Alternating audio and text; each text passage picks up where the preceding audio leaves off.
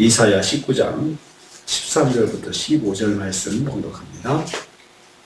이사야 19장 13절부터 15절 말씀입니다. 같이 봉독합니다. 소환의 방백들은 어리석었고 노베의 방백들은 미혹되었도다. 그들은 애굽 종족의 모퉁이 돌이 은을 애굽을 그릇가게 하였도다. 여호와께서 그 가운데에서 어리석은 마음을 섞으셨으므로 그들의 애굽을 매사에 잘못 가게 하니 취한 자가 토하면서 비틀거림 같게 하였으니 애굽에서 머리나 꼬리며 종려나무 가지나 갈대가 아무 할 일이 없으리로다. 아멘. 아멘.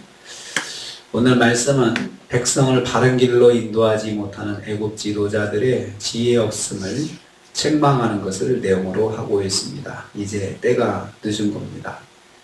애굽의 지도자들이 너무나도 백성들을 하나님의 뜻과 거슬려서 인도했기 때문에 이제 애굽은 길이 없는 것입니다.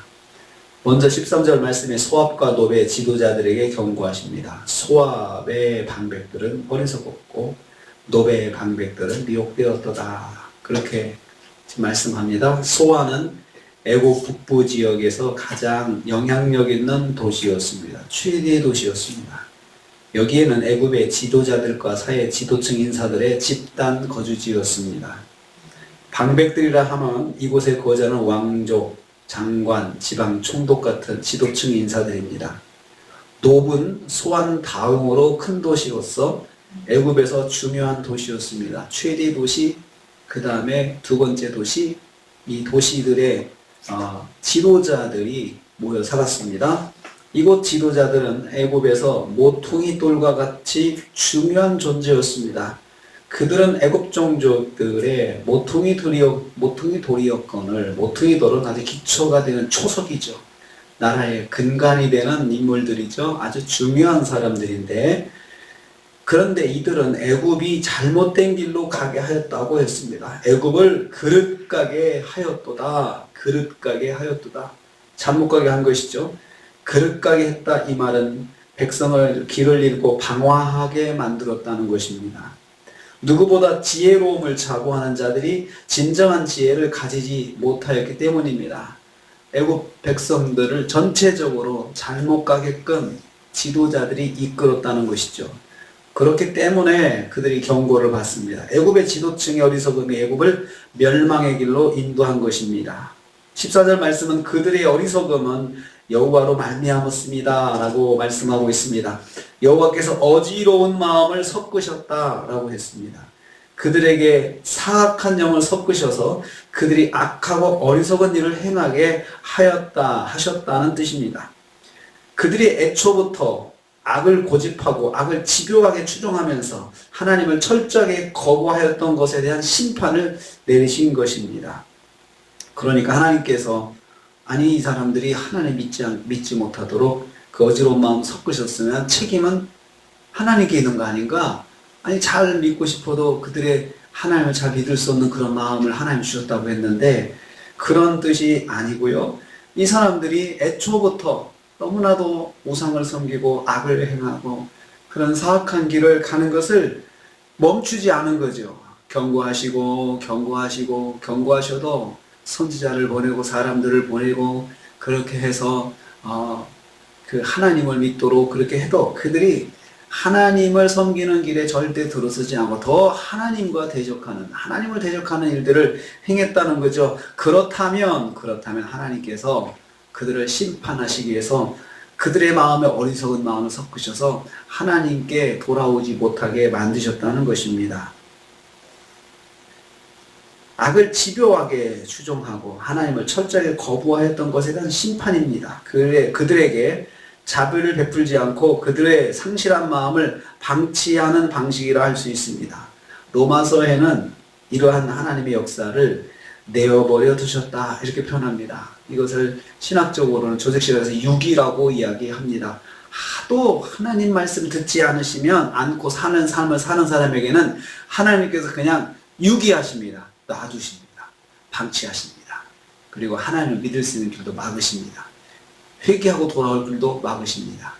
그래서 이제는 심판을 받도록 그냥 마음껏 죄를 행하면서 나중에 심판대 앞에 섰을 때 네 죄를 네가 알렸다라고 했을 때 그냥 유구무원 자기도 인정하거든요. 자기가 어떻게 악한 짓을 하고 살았는지 알기 때문에 아주 심판대 앞에서 자기 죄를 스스로 인정하게끔 놔두시는 것입니다. 하나님께서 그들이 악한 일에서 헤어나지 못하도록 관여하지 않으신다는 뜻입니다. 애굽을 그렇게 하신 것입니다. 그들이 매사에 잘못 가고 비틀거리게 하셨던 것입니다. 그래서 그들이 이제는 하나님의 심판을 받는 길에 딱 들어서서 이제는 길이 없습니다. 하나님은 악에 빠져 하나님을 대적하는 애굽을 유기하셨습니다. 그래서 그들이 그렇게 우상의 천국이 된 것입니다. 세 번째로 이제 애굽은 아무 할 일이 없게 되었습니다. 15절 말씀입니다. 애굽에서 머리나 꼬리며 종려나무 가지나 갈대가 아무 할 일이 없으리라. 무엇을 위해서요? 구원을 위해서. 자기들의 구원을 할 일이 없다는 거죠. 이제 애굽은 하나님이 엄위하신 심판 앞에서 완전히 무력할 것임을 선포하는 말씀입니다. 하나님의 심판을 가로막을 수 없게 될 것이기 때문입니다. 애굽에서 아무 할 일이 없다고 하셨습니다. 하나님의 심판으로 나일강이 말라도 내라로 동족상잔의 비극이 일어나도 지도자와 지혜자들이 우준하게 되어서 판단력을 상실되어서 백성을 사망의 길로 인도해도 애굽 안에서 나서서 그 일을 막을 수 있는 사람이 한 사람도 없다는 것입니다. 애굽이 능히 나서서 타개할 수 없을 정도가 되었다는 거죠. 그러면 심판으로 망할 수밖에 없는 것입니다. 각계각층의 사람들이 머리를 모아도 애굽인들 스스로의 힘으로 애굽을 구원할 수 없음을 선포하신 것입니다. 그러면 나라가 심판받고 멸망하게 되는 것입니다. 하나님의 심판을 세상의 어떤 지혜로도 막을 수가 없다는 그 말씀입니다. 우리는 여기서 한 가지 사실을 깨닫습니다. 때가 늦으면 아무것도 할 수 없다. 아무 일도 할 수 없다. 내가 나를 구원하기 위해서 할 수 있는 아무것도 없다. 한 나라도 때가 늦으면 하나님께서 심판을 작정하시고 아예 이제는 내가 놔둔다. 그냥 너희들을 그냥 심판으로 갈 수밖에 없겠구나 라고 결정하시면 때가 늦은 것입니다.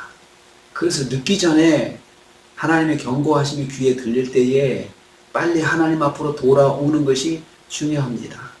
늦기 전에 하나님 붙잡고 하나님 의지하는 것이 살 길이죠. 한 나라도 애굽도 이래서 하나님의 심판으로 멸망을 받게 된 것입니다. 하나님의 심판으로 그렇게 되었습니다. 그래서 애굽의 역사를 보면은 나라가 그 한 왕조가 망하면 흔적이 없습니다. 기록도 없습니다. 기록이 없어요. 그만큼 나라가 멸망하면 애굽은 그렇게 그냥 완전히 모래 속에 파묻는 것처럼 완전히 그냥 사라지게 되는 것을 역사를 반복하고 있는 것이 애굽의 역사인 것입니다. 우리가 한 주간도 또 시작합니다.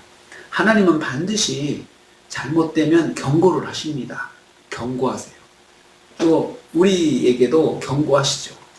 우리도 완벽하진 않잖아요. 그렇지만 하나님의 경고가 귀에 들리면 살아있는 것입니다. 그럴 때 빨리 하나님 앞에 나가서 엎드려 회개하고 길을 바로잡으면 돼요. 애굽은 이제 길을 고칠 수 있는 그 방법을 그 길을 하나님께서 그냥 막으시고 이 사람들이 계속해서 혼란스럽게 살도록 어지러운 마음을 넣으셔서 그들이 다시는 하나님을 찾을 수 없게 만드셨다 했습니다. 그러면 정말 비극인 거죠. 영적인 비극이죠.